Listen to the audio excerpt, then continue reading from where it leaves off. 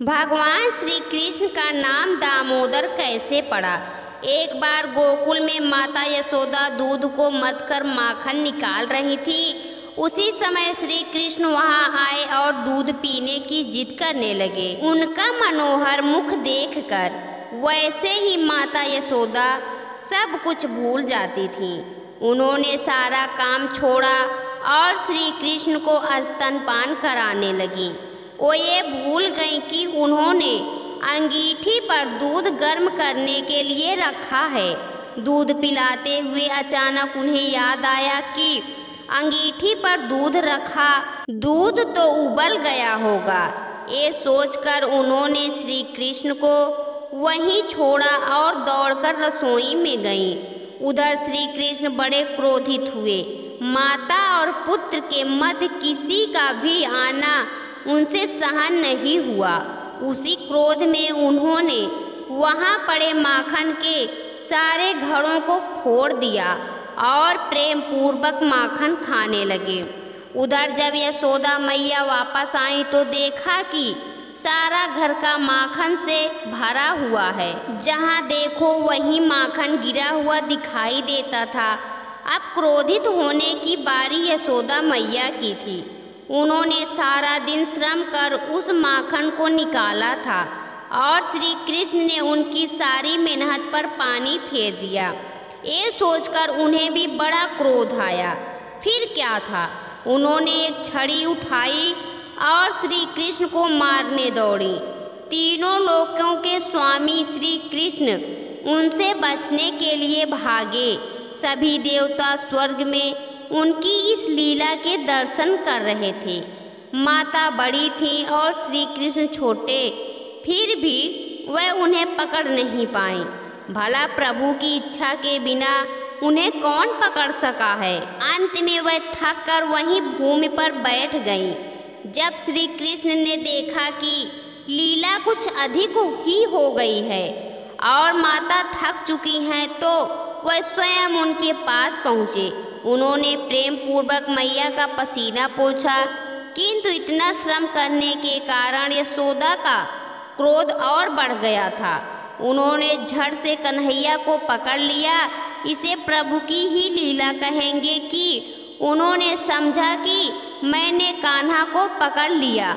वह क्या जानती थी कि उनकी इच्छा के बिना उन्हें कोई पकड़ नहीं सका है।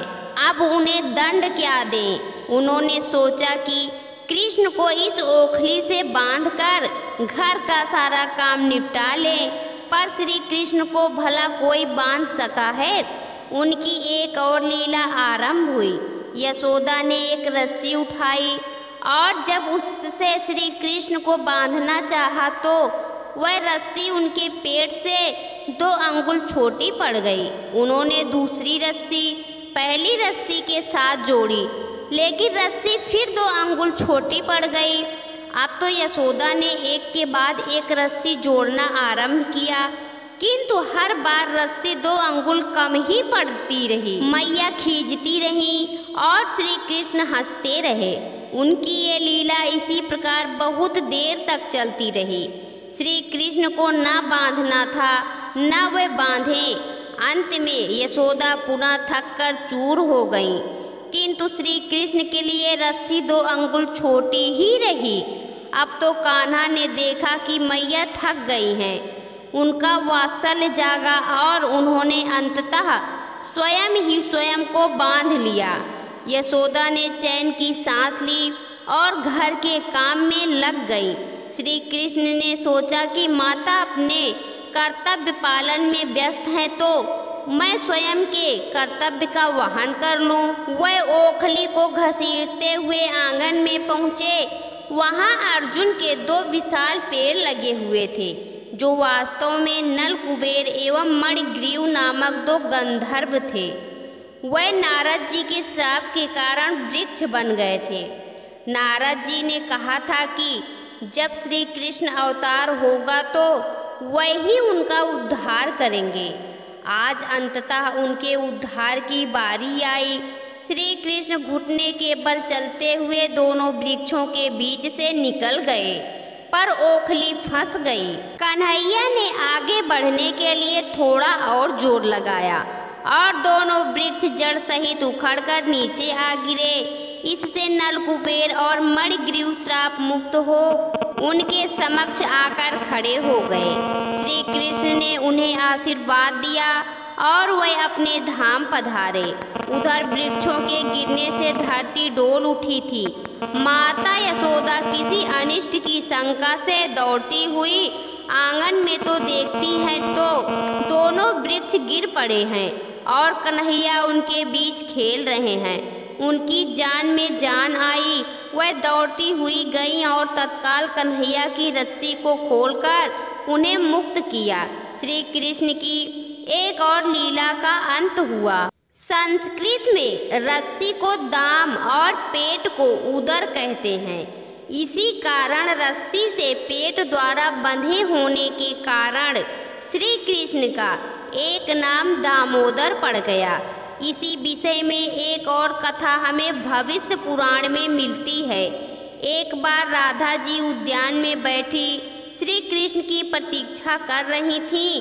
श्री कृष्ण को आने में बड़ा विलंब हो गया, जिससे राधा की व्यग्रता बहुत बढ़ गई। खैर बहुत देर के बाद श्री कृष्ण आए। राधा क्रोध में बैठी ही थी।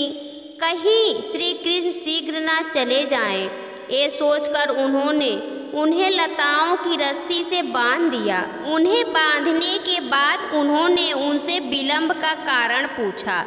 तब श्री कृष्ण ने बताया कि आज कार्तिक पर्व के कारण यशोदा मैया ने उन्हें बिना पूजा के आने नहीं दिया, इसी कारण उन्हें विलंब हो गया। ये सुनकर राधा जी को बड़ा पश्चाताप हुआ। उन्होंने तत्काल उनकी रस्सी खोली और उनसे क्षमा याचना की। तब श्री कृष्ण ने हंसते हुए कहा कि क्षमा याचना कैसी, मैं तो पहले ही तुम्हारे प्रेम से बंधा हुआ हूँ। उनकी ये बात सुनकर राधा जी बड़ी प्रसन्न हुई और रस्सी द्वारा पेट से बांधने के कारण उन्होंने श्री कृष्ण को दामोदर नाम से संबोधित किया। तभी से श्री कृष्ण का एक नाम दामोदर पड़ गया। तो दोस्तों, आपको यह कथा कैसी लगी कमेंट बॉक्स में ज़रूर बताएं। वीडियो को लाइक करें, शेयर करें और हमारे चैनल को सब्सक्राइब करना ना भूलें। वीडियो देखने के लिए आपका बहुत बहुत धन्यवाद।